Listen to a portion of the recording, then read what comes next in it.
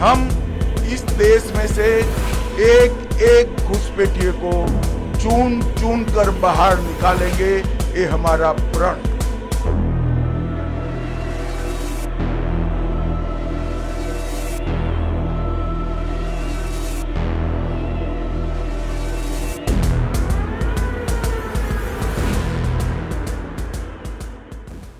UP से लेकर पश्चिम बंगाल तक एक नाम ने राजनीति में ऐसा तूफान खड़ा कर दिया है कि सड़कों से संसद तक सिर्फ एक ही सवाल गूंज रहा है, आखिर एसआईआर से किसे डर लग रहा है।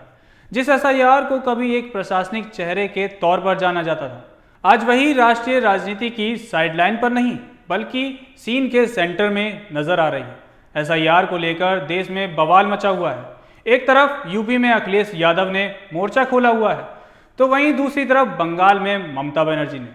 दीदी और चुनाव आयोग के बीच में जंग छिड़ी हुई है, लेकिन एसआईआर के डर से घुसपैठिए भाग रहे हैं। बॉर्डर पर अवैध तरीके से रहने वाले बांग्लादेशियों का तांता लगा हुआ है।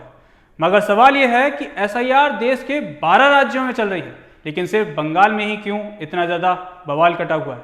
पेश है एक रिपोर्ट। ये कोई रेलवे स्टेशन नहीं है, ना ही कोई बस स्टेशन है। ये फोटो है पश्चिम बंगाल से सटे बॉर्डर की, जहां इन दिनों उल्टे पांव भागने वाले बांग्लादेशियों की भीड़ लगी हुई है। बंगाल में सालों से चोरी छुपे रह रहे बांग्लादेशियों में भागम भाग लगी हुई है। कोई 1 साल से रह रहा था तो कोई 2 साल से, और कुछ तो ऐसे भी हैं जिन्हें यहाँ रहते हुए दशक हो गए। अब सवाल उठता है कि बंगाल में आखिर अचानक ऐसा क्या हुआ जो बॉर्डर पार करने वालों की सुनामी आ गई। हर कोई भागना चाहता है। आखिर इस डर के पीछे की वजह क्या है? तो आपको बता दें कि ये असर है एसआईआर का, और चुनाव से पहले एसआईआर का काम शुरू हो चुका है। इसी का असर है कि अवैध बांग्लादेशियों में भगदड़ मची हुई है। इनमें से कई तो ऐसे हैं जिनका बचपन भारत में ही बीता है। इनके पास ना तो आधार कार्ड है, ना ही कोई वैलिड इंडियन डॉक्यूमेंट, लेकिन फिर भी ये अवैध बांग्लादेशी भारत में बेखौफ रह रहे थे। भारत से 15 दिनों के अंदर 1600 से ज्यादा बांग्लादेशी घुसपैठियों को वापस भेजा जा चुका है। पर ये अवैध बांग्लादेशी अपनी मर्जी से नहीं बल्कि कानून के डंडे से डर कर भाग रहे हैं। भारत सरकार ने ऐसे घुसपैठियों का बोरिया बिस्तर समेटने का पूरा इंतजाम कर दिया है। तो वहीं दूसरी तरफ सीएम योगी आदित्यनाथ ने घुसपैठियों पर सख्त कार्रवाई का आदेश दिया है। सभी डीएम को प्रदेश में रह रहे ऐसे लोगों की तुरंत पहचान कर कार्रवाई करने के निर्देश दिए गए। सरकार ने टेम्परेरी डिटेंशन सेंटर बनाने को कहा है। पहचान प्रक्रिया पूरी होने के बाद घुसपैठियों को उनके देश वापस भेजा जाएगा। राज्य सरकार ने साफ किया कि किसी को राहत नहीं मिलेगी, लेकिन एसआईआर को लेकर समाजवादी पार्टी ने बीजेपी पर हमला बोल दी। समाजवादी पार्टी के मीडिया सेल ने अपने एक्स हैंडल से पोस्ट किया और ये दावा किया कि यूपी में एसआईआर बिल्कुल फेल है। अप्रशिक्षित, अक्षम और अयोग्य लोगों को एसआईआर प्रक्रिया में भाजपा निर्देशित नियंत्रित चुनाव आयोग ने तैनात कर दिया है। इस पोस्ट में यह भी दावा किया गया है कि किसी को एसआईआर फॉर्म की समझ नहीं है, तो किसी बीएलओ ने तो भाजपा नेताओं को पूरा का पूरा एसआईआर फॉर्म का गड्डी सौंप दिया है और भाजपा नेता कार्यकर्ता अपने अपने हिसाब से फॉर्म भर या भरवा रहे हैं। विपक्षी दलों के समर्थकों वोटरों को बूथ वाइज चिन्हित करके वोटर लिस्ट से डिलीट किया जा रहा है।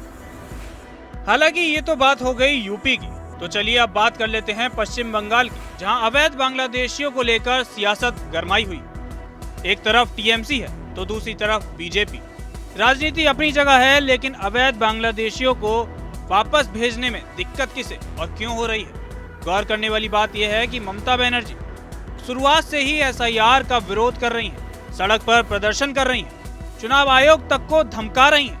यहाँ तक कि चुनाव आयोग को बदनाम करने के लिए, एसआईआर पर सवाल उठाने के लिए, राज्य में हो रही मौतों के लिए एसआईआर को जिम्मेदार ठहरा रही हैं। बीएलओ की खुदकुशी के बाद टीएमसी सुप्रीमो ममता बनर्जी ने एक्स पोस्ट में लिखा कि और कितनी जाने जाएंगी, एसआईआर के लिए और कितने लोगों को मरना होगा, इस प्रोसेस के लिए हमें और कितनी लाशें देखनी पड़ेंगी। हालांकि इस प्रोपेगेंडा में अब पूरा इकोसिस्टम कूद पड़ा है। ममता बनर्जी की घबराहट इतनी ज्यादा बढ़ गई कि 20 नवंबर को सीईसी ज्ञानेश कुमार को एक चिट्ठी लिखी, जिसमें एसआईआर को खतरनाक, बिना प्लान वाला और अमानवीय बताते हुए रोकने की मांग की।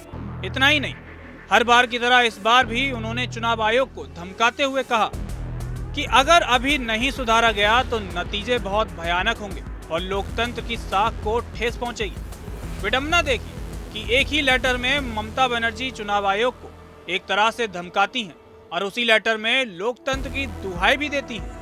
वैसे लोकतंत्र की बात टीएमसी कर रही है, ये भी अपने आप में उपलब्धि है। वो टीएमसी जिनके कार्यकर्ताओं पर हर चुनाव में हिंसा के आरोप लगते हैं, लेकिन अब जैसे ही एसआईआर होने की बात आई, टीएमसी के घुसपैठिए वोट बैंक के कटने की बात आई, तो सीएम ममता बनर्जी उनको बचाने के लिए कूद पड़ी। हालांकि टीएमसी के समर्थन में सपा नेता किरणमय नंदा ने पश्चिम बंगाल में एसआईआर पर सवाल उठाते हुए एसआईआर को एक बहुत बड़ी साजिश बता दिया है।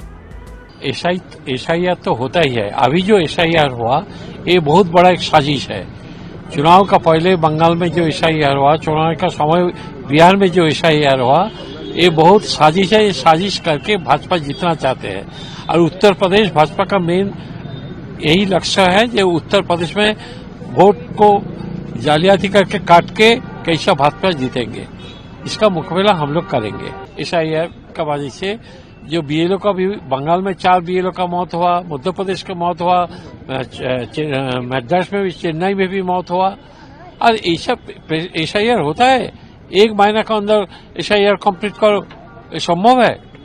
ये बहुत बड़े भाजपा का साजिश है। भाजपा और चुनाव आयोग दोनों एक साथ में मिल गया।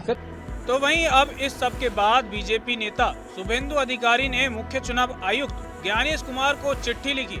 शुभेंदु ने आरोप लगाया कि टीएमसी सरकार निर्वाचन आयोग को कमजोर और अवैध वोट बैंक को बचाने की कोशिश कर रही है। इतना ही नहीं, बीजेपी प्रवक्ता गौरव भाटिया ने भी ममता बनर्जी को खूब सुनाया। उन्होंने कहा कि ममता बनर्जी जी, कान खोलकर सुन लीजिए, देश संविधान से चलता है और अगर देश के निर्वाचन आयोग ने फैसला लिया है कि एसआईआर होगा 12 प्रदेशों में, तो वह होकर रहेगा।